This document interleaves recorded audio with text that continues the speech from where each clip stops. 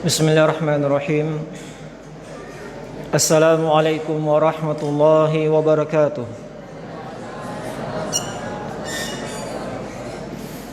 Innal hamdalillah nahmaduhu wa nasta'inuhu wa nastaghfiruh wa na'udzu billahi min shururi anfusina wa min sayyiati a'malina. May yahdihillahu fala mudilla lahu wa may yudlil fala hadiya lahu. Asyhadu an la ilaha illallah wahdahu la syarika lah wa asyhadu anna Muhammadan abduhu wa rasuluh. Ya ayyuhalladzina amanu taqullaha haqqa tuqatih wa la tamutunna illa wa antum muslimun. Ya ayyuhan nasu taqu rabbakumul ladzi khalaqakum min nafsin wahidah wa khalaqa minha zawjaha وبث منهما رجالا كثيرا ونساء واتقوا الله الذي تساءلون به والأرحام إن الله كان عليكم رقيبا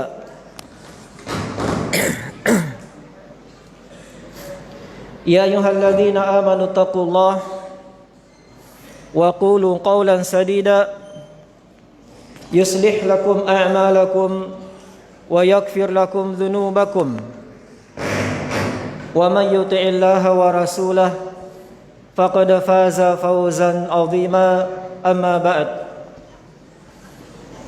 فإن أصدق الحديث كلام الله تعالى وخير الهدي هدي محمد صلى الله عليه وعلى آله وسلم وشر الأمور محدثاتها فإن كل محدثة بدعة وكل بدعة ضلالة وكل ضلالة في النار أعاذنا الله وإياكم من النار. Kaum muslimin wal muslimat, sidang jamaah maghrib, para penuntut ilmu, anak-anakku sekalian yang dirahmati oleh Allah Subhanahu wa taala. Alhamdulillah, marilah kita mengawali perjumpaan kita dengan semata memanjatkan puji syukur kehadirat Allah Subhanahu wa taala yang memberikan kepada kita anugerah yang begitu besar, di mana kita masih diberikan kesempatan untuk berada di atas penghambaan Allah Subhanahu wa taala. Masih memberikan kepada kita nikmat keimanan, nikmat Islam, dan nikmat persaudaraan di atas keimanan, sehingga kita berkumpul di rumah Allah Subhanahu wa taala ini semata untuk menjalankan kewajiban kita, mensyukuri nikmat-nikmat tersebut. Kita manfaatkan guna mendekatkan diri kita kepada Allah Subhanahu wa ta'ala. Pada pertemuan malam hari ini, dengan izin Allah dan taufiknya semata, kita akan membahas 10 kiat-kiat untuk penuntut ilmu. 10 ini tidak menunjukkan pembatasan. Di sana masih banyak dari kiat-kiat yang hendaknya diperhatikan oleh seorang penuntut ilmu, tua dan muda, laki-laki dan perempuan, di dalam dia mempelajari agama Allah Subhanahu wa taala. Namun semoga yang 10 ini bisa kita perhatikan dengan seksama, bisa kita praktekkan, kita amalkan, agar usaha kita di dalam menuntut ilmu agama Allah Subhanahu wa taala adalah sesuatu yang memperoleh keberkahan, yang merupakan amalan yang agung, ibadah yang sangat mulia, yang dengannya kita akan mengenal 3 landasan utama di dalam agama Islam. Seseorang yang jujur dan semangat serta benar dalam kiat-kiatnya mempelajari agama Allah, pasti dia akan mampu mengenal 3 landasan utama, 3 landasan pokok di dalam agama Islam. Yaitu apa? Pertama, ilmu itu akan menjadikan dirinya mengenal siapa yang dia sembah, yaitu Allah Subhanahu wa ta'ala. Yang kedua, ilmu tersebut akan membuat dirinya mengenal hamba yang termulia, hamba yang paling bertakwa, pemimpin para nabi dan para rasul, yaitu Rasulullah sallallahu alaihi wasallam. Dan yang ketiga, dengan ilmu yang benar akan mengantar dirinya untuk semakin menambah wawasan di dalam mengenal agama Islam, semakin mengenal keindahan Islam, kemuliaan Islam, sehingga dia berbahagia dengan nikmat Islam tersebut, dan dia berusaha untuk terus berada di atas agama Islam, memohon keistiqomahan, berpegang teguh dengan ajaran-ajarannya, mengambil petunjuk dari petunjuk Islam, Al-Quran dan Sunnah, agar dengannya Allah Subhanahu wa ta'ala wafatkan dia di atas keislaman. Maka ini adalah tujuan ilmu yang benar, tujuan orang-orang yang belajar agama. Semuanya pasti tujuannya adalah untuk mengenal 3 landasan pokok tersebut: mengenal Allah Subhanahu wa ta'ala, mengenal Rasulnya, dan mengenal agama Islam. Iya, itulah tujuan kita belajar. Al-ilmu ma yudkhilu ma'akal qabr. Al-ilmu yang bermanfaat ada ilmu apa yang dengannya engkau nanti masuk ke dalam kubur. Ketika engkau ditanya oleh malaikat, maka ilmu yang engkau pelajari di dunia, yang engkau amalkan, yang engkau hidup di atasnya, bersabar di atas ilmu tersebut, itulah ilmu yang dengannya kamu nanti menjawab 3 pertanyaan di alam kubur. Ilmunya sekarang persiapkan, ilmunya sekarang amalkan, ilmunya sekarang antum bersabar di atasnya. Niscaya Allah Subhanahu wa ta'ala akan mengokohkan seseorang dengan ilmunya tersebut menjawab 3 pertanyaan malaikat Munkar dan Nakir. Apa pertanyaannya? Siapa yang jawab? Santri baru. Pertanyaan malaikat Munkar dan Nakir di dalam kuburan. Siapa namanya? Ridho. Kentro boleh. Wajo. Apa jawabannya? Pertama, man rabbuka. Man rabbuka. Yang kedua, man dinuka. Ma dinuka. Yang ketiga,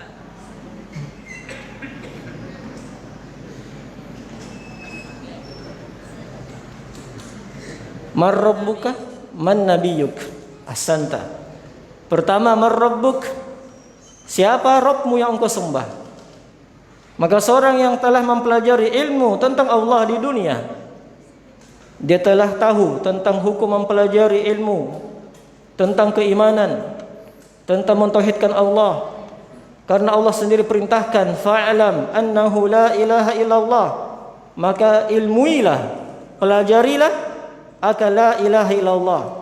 Siapa mempelajari la ilaha illallah, dia memahaminya, mengamalkannya, bersabar hidup mati di atasnya, pasti dia akan menjawab, Rabbi Allah, Rabb yang saya sembah adalah Allah semata.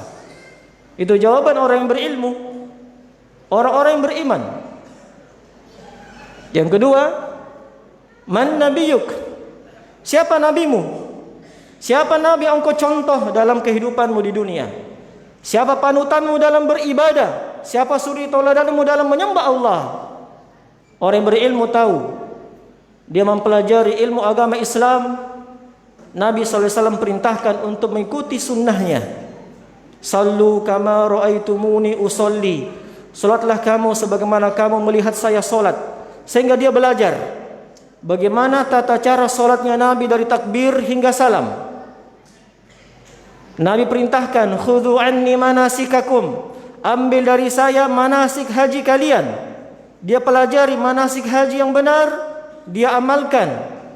Maka itulah orang-orang yang mempelajari ilmunya tahu siapa yang dia contoh dalam beribadah. Maka inilah orang yang mampu menjawab kelak, Nabi yang saya ikuti semata adalah Rasulullah SAW. Pertanyaan ketiga, wa madinuk, apa agamamu yang kamu yakini dalam kehidupan duniamu? Apa keyakinanmu di dunia selama hidup? Orang-orang yang berilmu tahu akan Islam. Orang yang mengenal wawasan Islam, dia mengenal agama Islam, mempelajari Al-Quran, mempelajari sunnah, akidahnya, fikihnya, ibadahnya, tauhidnya, akhlaknya. Dia makin mengenal Islam. Dia yakin Islam agama yang satu-satunya diridhai oleh Allah, bukan agama yang lainnya. Sehingga dia akan mampu menjawab, agama yang saya yakini semata adalah agama Islam. Ini adalah orang-orang yang mampu menjawab. Karena apa? Karena dia punya ilmu tentunya. Ini ilmu yang akan kita bawa jamaah untuk menjawab 3 pertanyaan saja. Tapi pertanyaan itu hanyalah mampu dijawab dengan praktek kita di dunia. Apakah betul kita semangat belajar mempelajari agama untuk mengenal Allah, Rasulnya dan agamanya? Apakah kita hidup mengamalkan perkara tersebut dan kita mati di atasnya? Wala tamutunna illa wa antum muslimun. Janganlah kalian meninggal kecuali kalian meninggal sebagai seorang yang muslim, berserah diri kepada Allah Subhanahu wa taala. Rasulullah sallallahu alaihi wasallam bersabda di dalam hadis Utsman bin Affan riwayat Imam Muslim, "Man mata wa huwa ya'lamu annahu la ilaha illallah dakhala jannah." Barang siapa yang meninggal dan dia ya'lamu, dia mengetahui, artinya dia punya ilmu, dia mengetahui bahwasanya tidak ada ilah, tidak ada sembahan yang hak, tidak ada sembahan yang benar kecuali Allah. Itu ilmu yang dia miliki. Meninggal di atas ilmu tersebut, Allah semata sembahan yang hak, dia meninggal dakhal jannah, pasti masuk surga. Ini sabda Nabi kita. Karena apa? Ya'lam, dia punya ilmu. Jadi semata ilmu yang menyelamatkan seseorang muslim. Ilmu saja yang mengantar kita kepada kebahagiaan di dunia, di alam barzakh, dan di negeri akhirat kelak. Oleh karena itu nikmat ilmu nikmat yang agung, nikmat yang tiada tandingannya. Dengan nikmat apapun yang Allah berikan kepada kita di dunia, tidak sebanding dengan nikmat ilmu yang seorang memilikinya ketika dia diberikan anugerah dari Allah Subhanahu wa taala.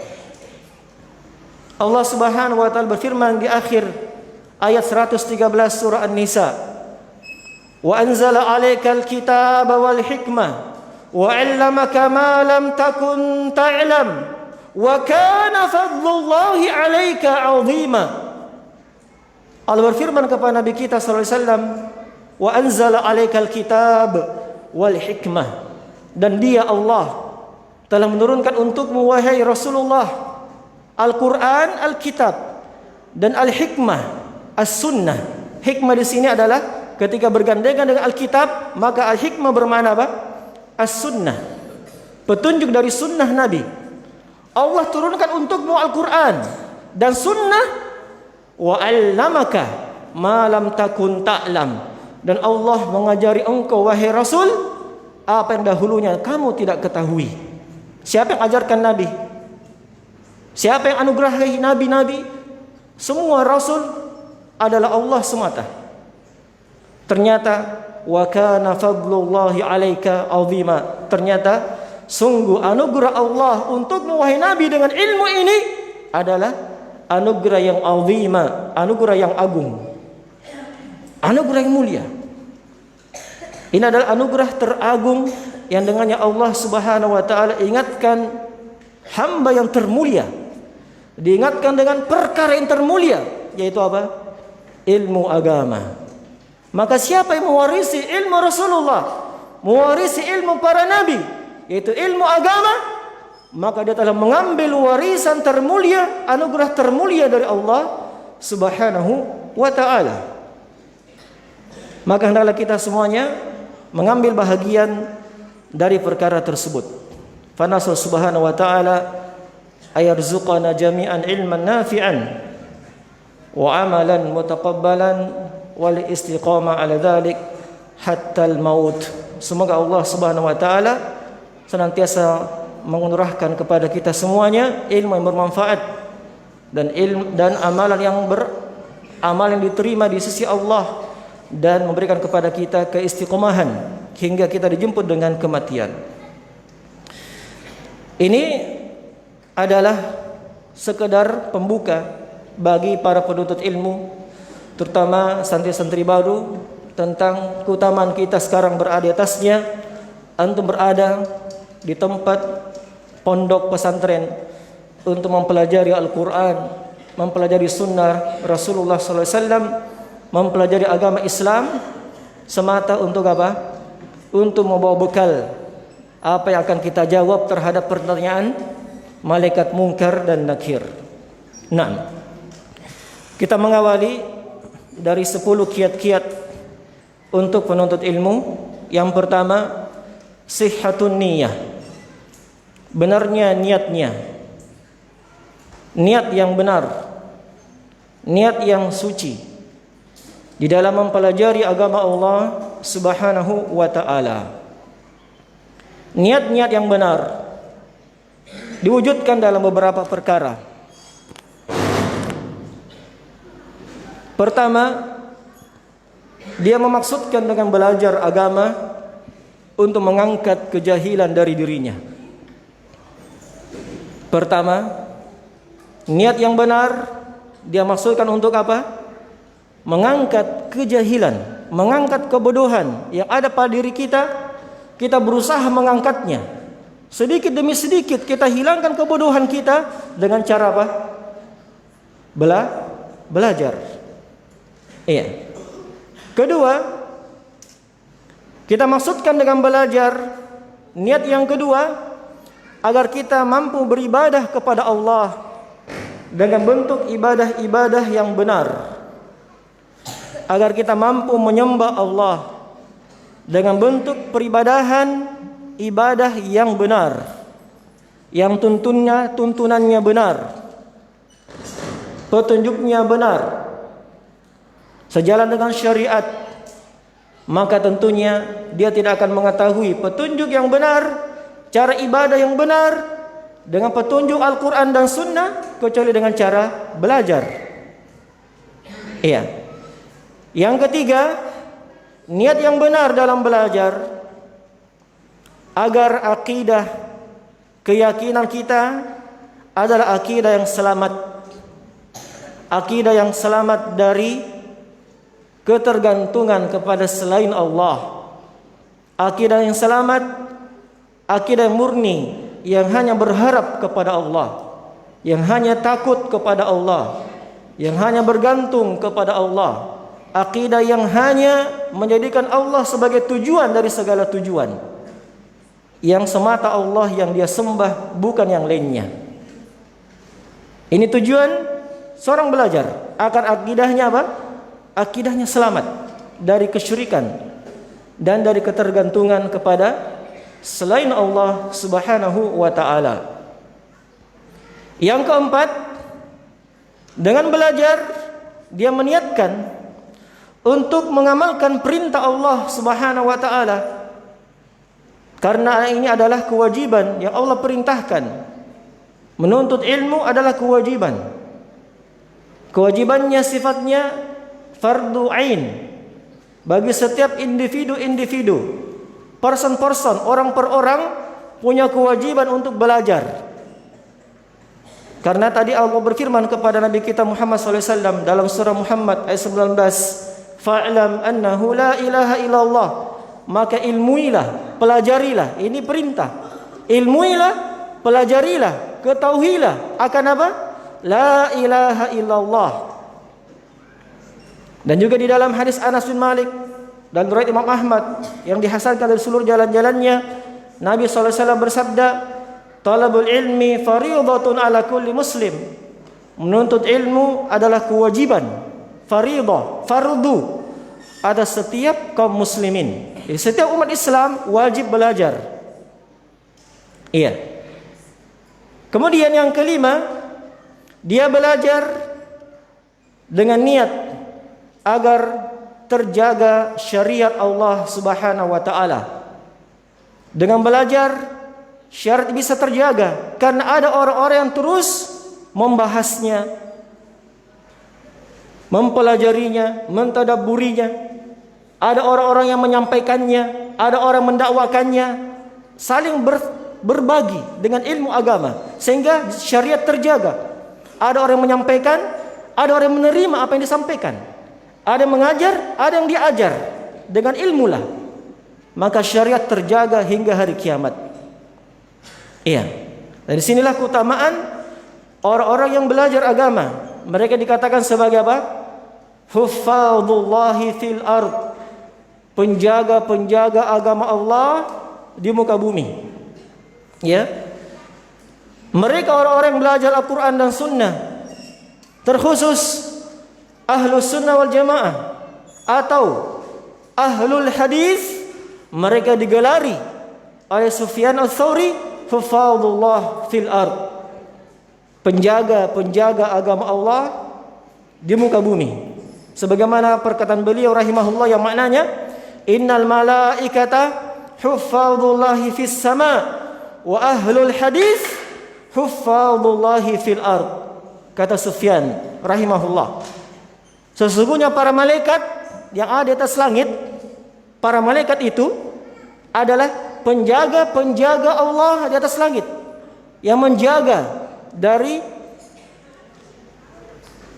apa yang akan diambil dari jin-jin yang berusaha mencuri berita-berita. Malaikat menjaga, melempar mereka dengan apa? Dengan api. Maka malaikat sebagai penjaga-penjaga di atas langit. Dan ahlul hadis, orang yang mempelajari hadis, adalah orang yang digelari penjaga-penjaga agama Allah di muka bumi. Iya. Ini keutamaan dari orang-orang yang belajar. Maka mereka digelari sebagai mujahid, orang-orang yang berjuang mempelajari agama, digelari sebagai orang-orang yang membela agama, mempertahankan syariat. Maka terjaga agama ini karena adanya orang-orang yang belajar. Dan ini jihadnya, jihad penuntut ilmu, yang sama keutamanya dengan jihad orang-orang yang berperang membuka negeri-negeri orang kufar dengan fisabilillah. Bahkan jihadnya penuntut ilmu lebih hebat. Sehingga disebutkan dari perkataan Imam Ibnu Qayyim rahimahullahu taala, tablighu sunnatihi ilal ummah afdalu min tablighi as-siham ila nuhuril adu.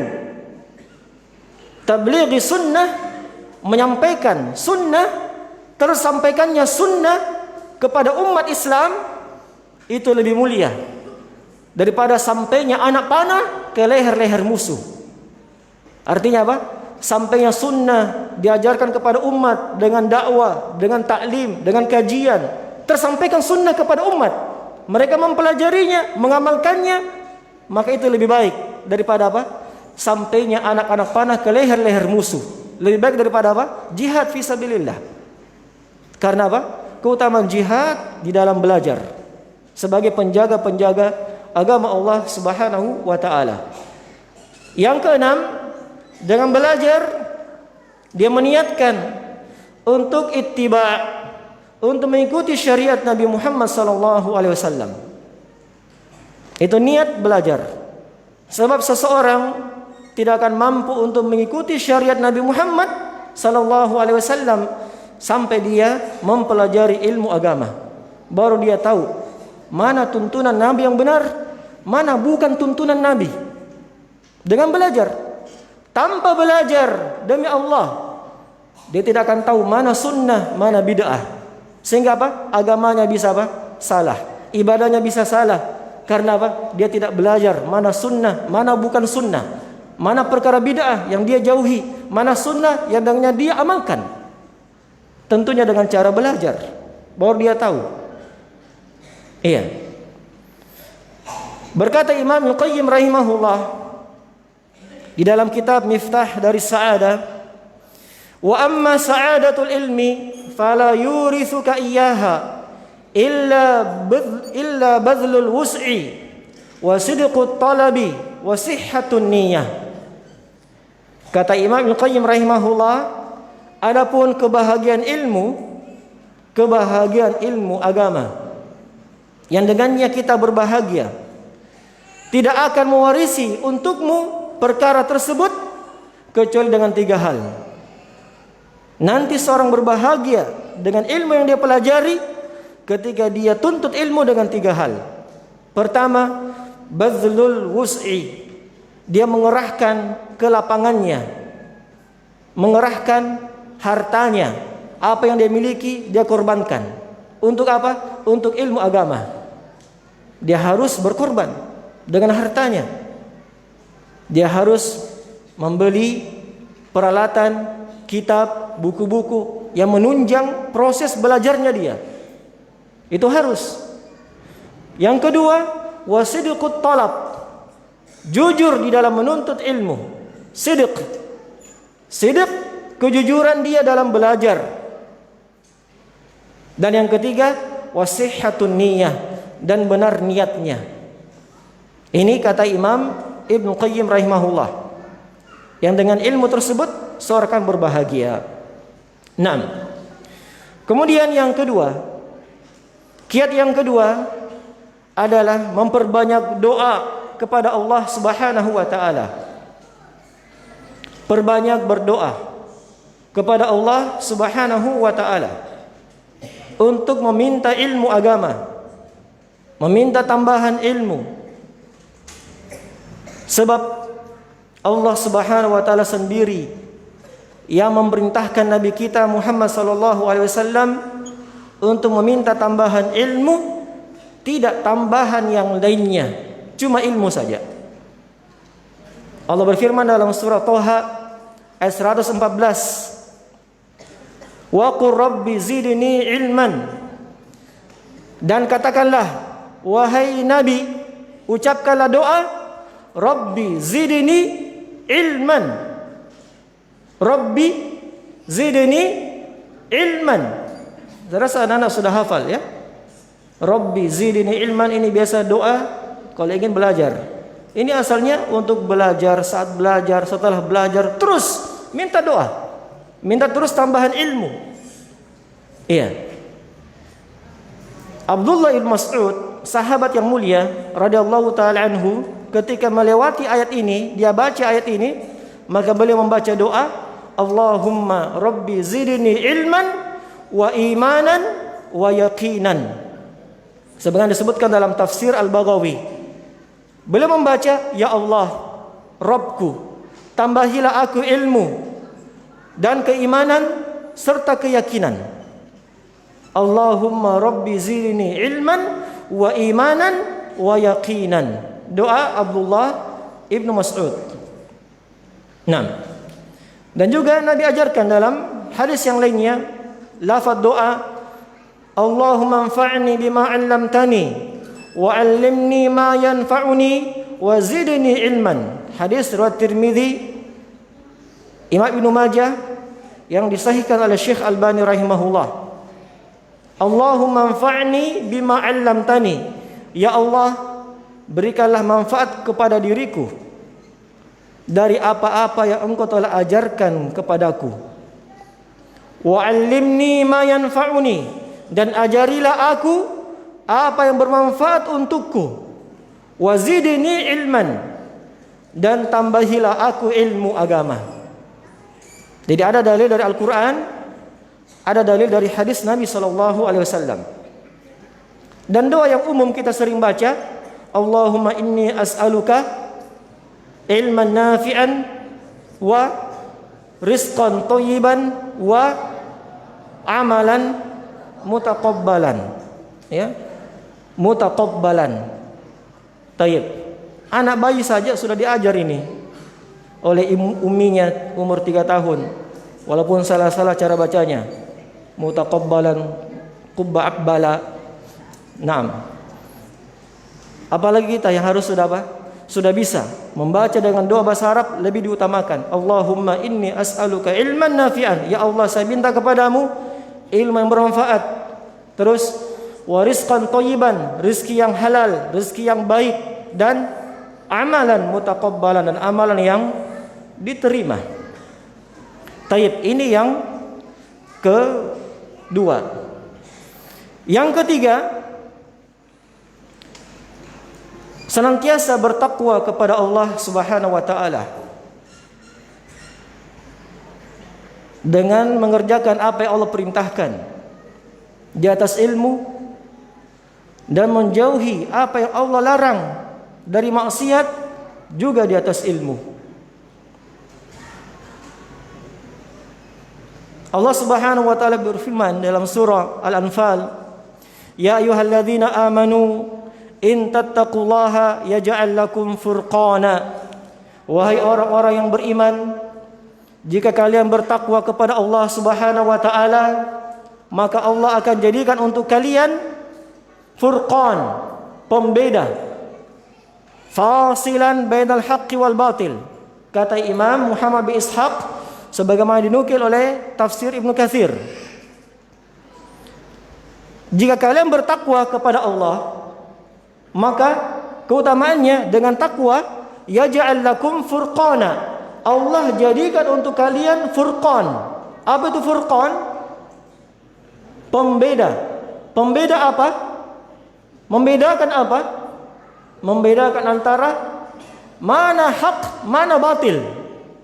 Dengan bertakwa kita akan diberikan pembeda, yaitu ilmu. Dengannya kita akan membedakan mana kebenaran, mana kebatilan, mana tauhid, mana syirik, mana sunnah, mana bid'ah, mana ketaatan kepada penguasa, mana bentuk pemberontakan kepada penguasa, mana bentuk birrul walidain, mana bentuk kedurkaan kepada orang tua, mana perkara ketaatan, mana perkara maksiat. Hanya diketahui dengan cara apa? Takwa. Allah akan berikan kepada kita apa? Pembeda, furqan.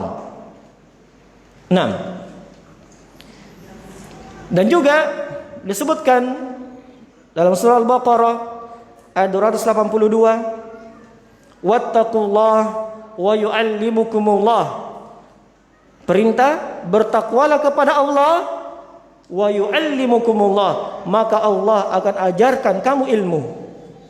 Bertakwalah kepada Allah, maka Allah akan ajarkan kepada kamu ilmu.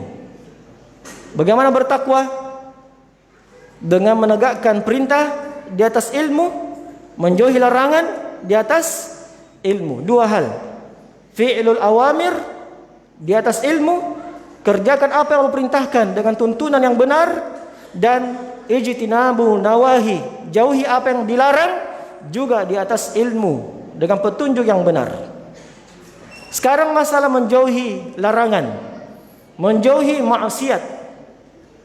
Ini adalah perkara yang sangat penting untuk diketahui, bahwasanya dengan menjauhi maksiat, Allah Subhanahu wa taala akan berikan kepada kita ilmu.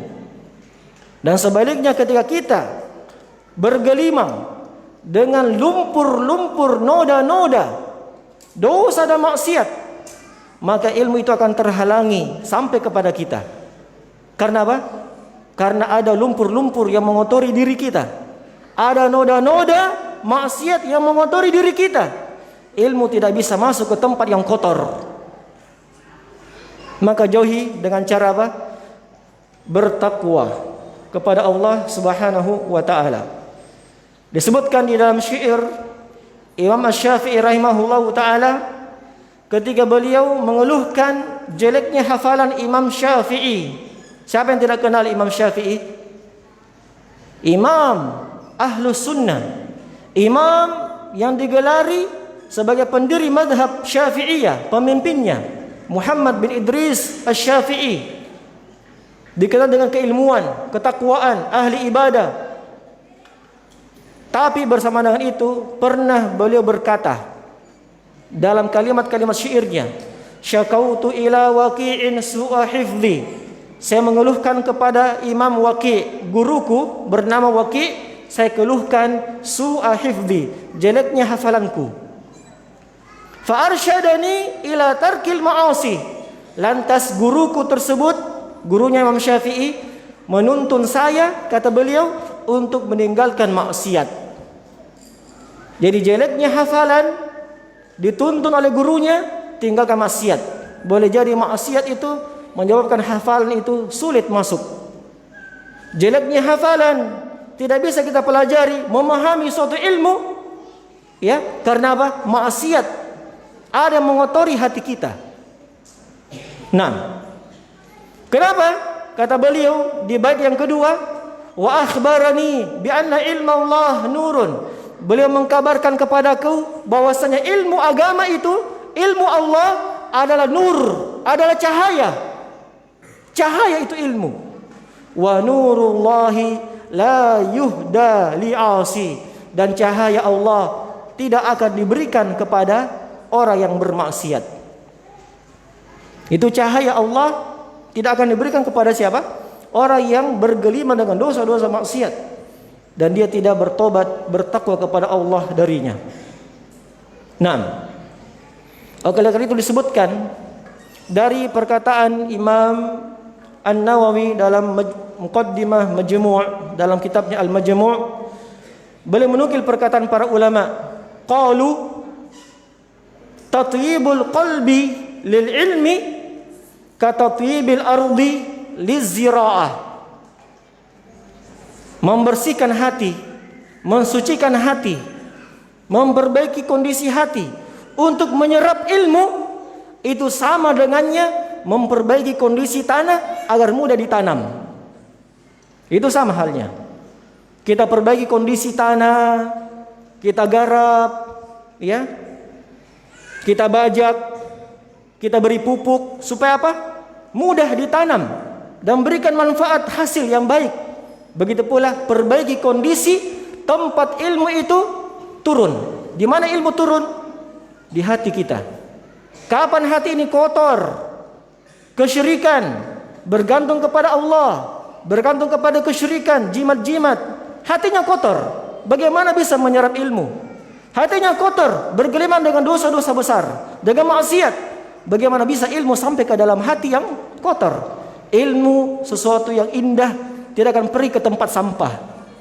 Itu kata Syekh Saleh Al-Utsaimin, hafizahullah taala. Iya. Tayyib. Jadi bertakwa kepada Allah Subhanahu wa taala. Kemudian yang keberapa? Yang keempat, menjauhi sifat sombong dan malu. Rasa malu dari belajar agama. Ini dua sifat harus dihindari. Sombong, congkak sehingga dia tidak mau belajar, dan malu-malu sehingga dia tidak mau belajar. Iya.